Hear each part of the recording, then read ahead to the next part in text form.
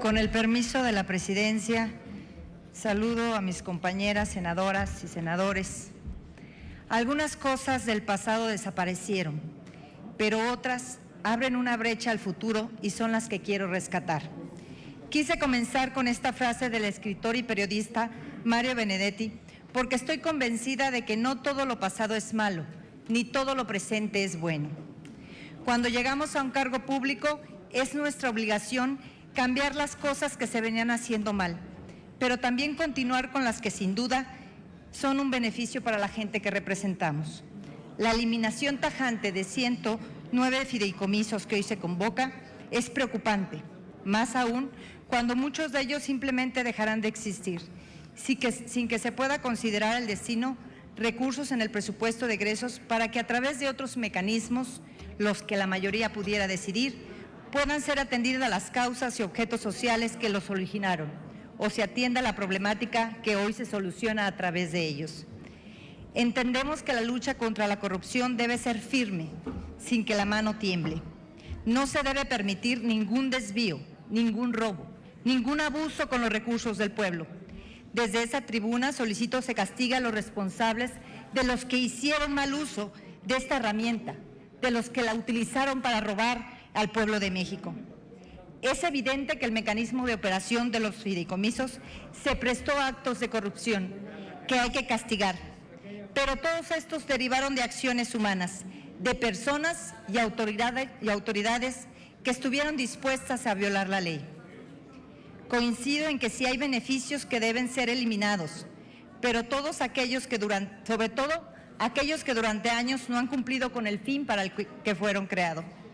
Pero considero un error eliminar aquellos fideicomisos que han cumplido con su objetivo, como apoyar a los deportistas, financiar al campo, atender los desastres naturales, apoyar a los defensores de los derechos humanos y periodistas, acompañar a las víctimas y familiares de los abusos de la autoridad, cuidar el medio ambiente, entre otros. Quiero poner un ejemplo. Imaginemos que María, una mujer trabajadora de Colima, tiene 3 taquerías. En todas les va extraordinariamente bien. Sin embargo, aun cuando se le reportan ganancias importantes, se percata que alguno de sus empleados le está robando. Ella tiene que tomar una decisión. Lo correcto será investigar a fondo cuál de sus empleados le está robando, lo corra y lo acuse de robo. Pero en lugar de decidir esto, ella opta simplemente por cerrar sus 3 negocios, para evitar que le sigan robando, aunque esto implique perder todo lo que hasta el momento ha construido. Algo similar sucede con la eliminación de los fideicomisos. En lugar de investigar el desvío de recursos para sancionar a quien cometen actos de corrupción, deciden simplemente eliminarlos, sin pensar en todas aquellas personas a las que sí se benefician. Todos los fideicomisos mencionados en esta reforma son importantes. Sin embargo, entendemos que a través de los artículos transitorios, algunos de ellos se pueden lograr rescatar asignándolos a algunas secretarías en particular. Pero hoy no se quiere mejorar. Hoy solo se quiere desaparecer el pasado, hacer que paguen justos por pecadores. Todos corren con la misma suerte, incluso algunos se quedan en buenas intenciones. Por eso he decidido presentar estas reservas a 17 fideicomisos que desde mi análisis y el de algunos compañeros de bancada no debieran ser eliminados. Entre ellos se encuentra el Fondo de Desastres Naturales, el de apoyo a deportistas de alto rendimiento, el Fidecine, el Fondo para la Protección de las Personas Defensoras de Derechos Humanos y Periodistas, el de Ayuda, Asistencia y Reparación Integral, el de Salud para Bienestar, entre otros.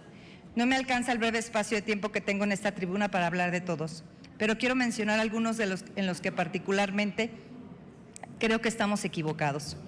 Voy a comenzar por el Fonden, uno de los más sonados en esta lista. México es un país que se ve afectado por terremotos, sismos, huracanes, lluvias torrenciales, entre muchos otros fenómenos naturales. Tan solo en mi estado, Colima, en los últimos 5 años se ha visto afectado por lo menos 4 fenómenos atmosféricos que han dejado gran devastación a su paso. Y el Fondo de Desastres Naturales sin duda ha sido un factor económico importante para la recuperación de la infraestructura urbana.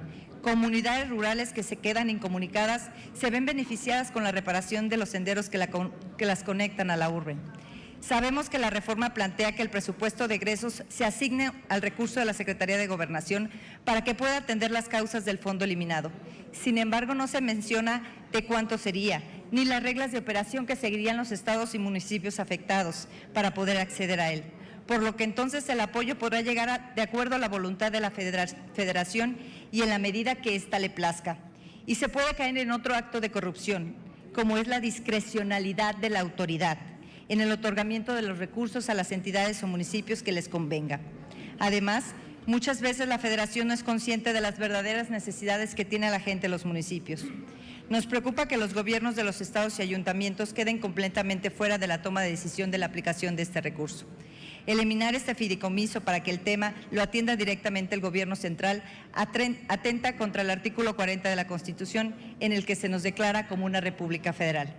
Tan solo en las últimas semanas, Colima, Quintana Roo y Yucatán han declarado estado de emergencias a algunas zonas de sus estados, debido a las inmensas lluvias y fuertes vientos que los afectaron respectivamente. Eliminar el Fonden, que otorga la representación y garantiza participación a los 3 niveles de gobierno, es un error. No olvidemos escuchar las voces de los representantes locales que fueron elegidos democráticamente por los ciudadanos. Otro fideicomiso del que quiero hablar es del de Salud para el Bienestar.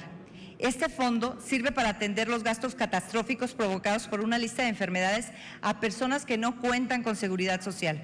Por ejemplo, prematurez o síndrome de dificultad respiratoria en recién nacidos, diferentes tipos de tumores, sarcomas o cáncer en menores de 18 años, infartos o trasplantes de órganos en menores de 65 años, entre otras.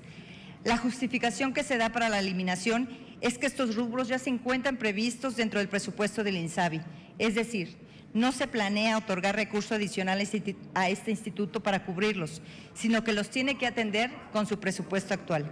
Esto es preocupante. ¿Cuántos reportajes y testimonios hemos escuchado de la falta de recursos del INSABI? Falta de medicamentos, falta de especialistas. Incluso los propios trabajadores del INSABI se han quejado de que no cuentan con la herramienta necesaria para llevar a cabo su trabajo. Y aún con todo eso, seguimos cargándoles responsabilidades a esta dependencia sin asignar mayores recursos e incluso disminuyéndoles, como es el caso. En lo que respecta al Fondo de Ayuda, Asistencia y Reparación Integral, este consiste en apoyar económicamente a aquellas personas que han sido víctimas de delitos federales y a sus familias. Aquí se incluye a aquellas personas que han sido víctimas de violaciones a derechos humanos cometidas por actos de autoridad. En esta reserva también me acompaña la senadora Leonor Noyola. No podemos esperar que el Estado sea juez y parte. Así no funciona la justicia. Si el programa existe actos de corrupción, insisto, combátanlo y sanciónenlo. Ahora resulta que el gobierno será quien decida discrecionalmente si apoya o no a quienes les violenten sus derechos humanos. En otro tema, el Fondo Minero se ha vuelto popular en esta tribuna. En varias ocasiones hemos tenido que subir a defender su permanencia. Actualmente se pretende eliminar porque una serie de reformas que se aprobaron el año pasado lo dejaron prácticamente sin fondos. Anteriormente servía para ayudar a los gobiernos municipales y estatales a reparar el daño ambiental y la infraestructura urbana que deja la extracción de minerales del subsuelo. Sin embargo, desde hace meses, este recurso que tienen que aportar las empresas mineras para que se repare el daño de sus acciones se ha venido entregando de manera directa a los ciudadanos. Jamás estaré en contra de que se apoye a quienes más lo necesitan, pero esta decisión comienza a provocar un deterioro importante en aquellas comunidades mineras. Es recurso que antes se utilizaba para mitigar el impacto ambiental o el deterioro de ciertas zonas, hoy dejó de invertirse por completo y esto a la larga va a provocar mayores afectaciones y lo que hoy se considera una medicina será la enfermedad de mañana. En cuanto al Fondo para la Protección de Personas Defensoras de Derechos Humanos y Periodistas, en el que se destinan recursos a la implementación y operación de medidas que permiten garantizar la vida, la libertad y seguridad de las personas a las que se dirige, volvemos al mismo caso. El Estado intenta ser juez y parte. El propio Aarón Mondragón, comisionado ejecutivo nacional del Mecanismo de Protección a Personas Defensoras de Derechos Humanos y Periodistas, señaló que la desaparición del fondo implicaría el manejo de recursos destinados a este rubro de manera discrecional y arbitraria por parte de la autoridad. Esto sin mencionar que no se garantiza que el presupuesto de egreso, los montos destinados sean los mismos o similares que el año pasado. Y la experiencia en años anteriores nos ha dejado claro que generalmente estos presupuestos se reducen. El Fondo para Deportistas de Alto Rendimiento corre una suerte similar.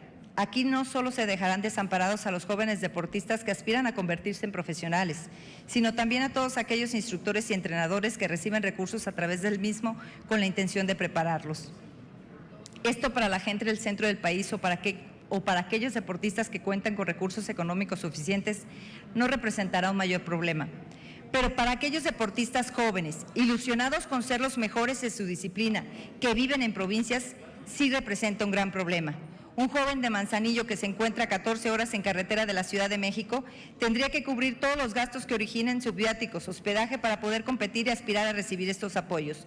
Esto dejará a muchos en el camino por no tener la posibilidad de llegar hasta la Ciudad de México. Esto es bastante serio. La lista es larga y podríamos seguir aquí mucho más tiempo, pero el reglamento es claro y debemos respetarlos.